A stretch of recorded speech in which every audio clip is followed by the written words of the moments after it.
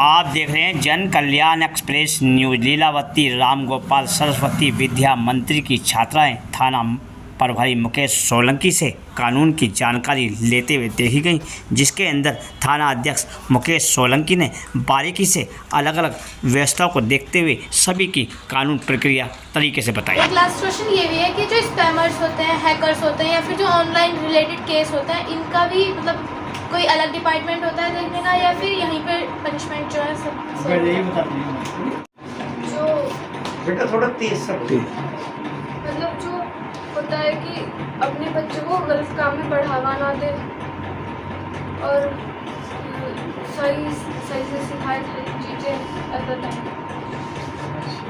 चलो करते हो, आप बताओ अपना नाम भी बताते हैं। मेरा नाम जागृति है, मैं 10th क्लास में हूँ।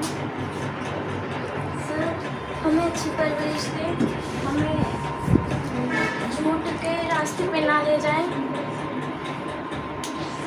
सर हमारे अच्छे कामों में हमारा साथ दें। अच्छा ठीक, बैठ जाओ। इस समय जो कोई और बच्चा पीढ़ी चल रही है ना, जो जनरेशन चल रही है, वो सिर्फ माँ बापों से उम्मीद करती है बचपन से ही। अब इन तीनों ने यही बताया कि हमारे माँ बाप हमें सही शिक्षा दें, हमें गलत रास्ते पर ना ले जाएं।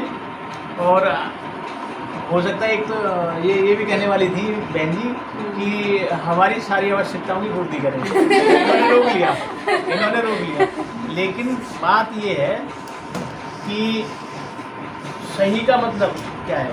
हमारे माँ बाप खुद भी यदि सही रास्ते पर हैं, हमें भी देखना है हमारे माँ बाप यदि सही रास्ते पर हैं, तभी तो हमें सही शिक्षा देंगे। और सही रास्ते का मतलब क्या है? सही रास्ते का मतलब ये नहीं, जैसे बहुत से परिवारों में किसी के पापा जो है ड्रिंक करते हैं, है ना, तो ये कोई अपराध नहीं है, लेकिन वो अपने बच्चों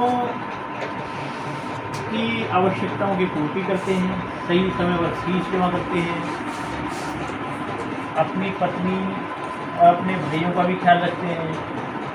कभी करवा चौथ पर अपनी पत्नी को नई साड़ी भी दिलवाते हैं, और त्योहारों पे बच्चों को कपड़े भी दिलवाते हैं, या जो और एक्स्ट्रा चीज़ें वो दिलवाते हैं, है ना। तो बहुत सारी ऐसी बातें हैं।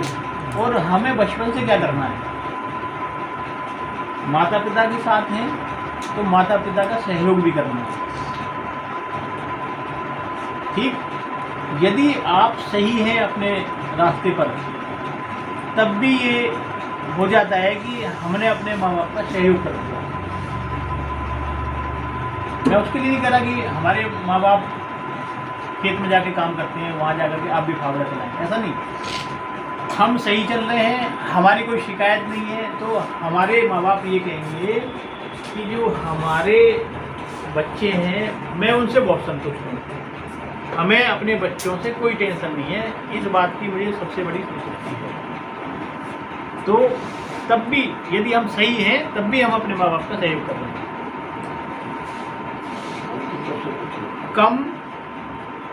कम पैसों में हमारा काम पूरा हो जा रहा है। कम पैसों का मतलब जैसे महंगा पेन खरीद लिया, और मुझे तो लगता है कि जो 2 रुपये का 3 रुपये का पेन है ना, वो बहुत अच्छा लिखता है। भाई हमें अच्छा ही तो लिखना है, अच्छा सस्ते पेन से लिख लीजिए। हमारे माँ बापों को ये लगेगा कि हमारा बच्चा संस्कारवान है, हमारा बच्चा पैसा भी कम खर्च करता है, हमारा बच्चा पढ़ने में भी होशियार है, टीचरों से भी कोई शिकायत नहीं आती है। तो ये भी सहयोग है हमारे द्वारा, हमारे माँ बापों का सहयोग है, हम उनका सहयोग कर रहे हैं। मैं कक्षा 10वीं छात्र हूँ। सर मेरा आपसे क्वेश्चन है, जैसे कि आप हर टाइम ऑन ड्यूटी पर रहते हो हर समय, तो क्या आपको छुट्टी नहीं मिलती है? बैठ जाइए। उनको थाने लाके हमने खड़ा कर दिया। खड़ा करने के बाद में वो पुराने होने लगते हैं, ठीक, उन पर जंग लग जाता है। तो उसके बारे में आपकी जिज्ञासा है, आप जानना चाह रही हैं कि उसमें क्या करना चाहिए, क्या नहीं करना चाहिए। तो उसमें हम ये करते हैं कि जिस मतलब जिस मालिक की वो गाड़ी है उसको हम एक नोटिस देते हैं कि आप ये गाड़ी कोर्ट जाइए, कोर्ट से रिलीज करा लीजिए। वो रिलीज करा लेते हैं। कुछ ऐसी गाड़ी होती हैं जिनकी फिटनेस नहीं होती है, पुरानी गाड़ी होती है, वो ये सोचते हैं कि अब कोर्ट से इसे क्या रिलीज कराएंगे, हमारा बहुत ज़्यादा पैसा खर्च हो जाएगा। तो ऐसी गाड़ी थाने पर खड़ी रहती है, उनमें जंग लग जाता है। फिर हम उनके लिए क्या करते हैं, फिर दूसरा और तीसरा नोटिस फिर मालिक को देते हैं कि आप इसको छुड़ा करके ले जाइए। जब वो नहीं छुड़ाते हैं तो फिर ऐसे वाहनों की हम पूरी लिस्ट बनाते हैं, ऐसे थाने पर कितने वाहन हैं। लिस्ट बनाने के बाद में फिर हम आरटीओ से उनकी कीमत लगवाते हैं कि ये इतना पुराना वाहन है, इसकी इस समय सरकारी कीमत कितनी होगी। वो उसकी कीमत नियुक्त करती है। कीमत नियुक्त करने के बाद में हम कोर्ट में जाते हैं, उसका मुकदमा अपना संख्या डालते हैं और किस मामले में खड़ी ये सब डालने के बाद में फिर जज साहब से उसकी परमिशन लेकर के उनकी नीलामी करते हैं। ये जो सड़कों पर वाहन चलते हैं बहुत ज़्यादा एक्सीडेंट हो जाते हैं, और ऐसा भी होता है एक्सीडेंट होने के बाद उन वाहनों को रखे रखे उन पर जंग लग जाती है, तो आप उनको कैसे मैनेज करते हो या उसमें आप क्या करते हो? बैठिए, ये बताता हूँ।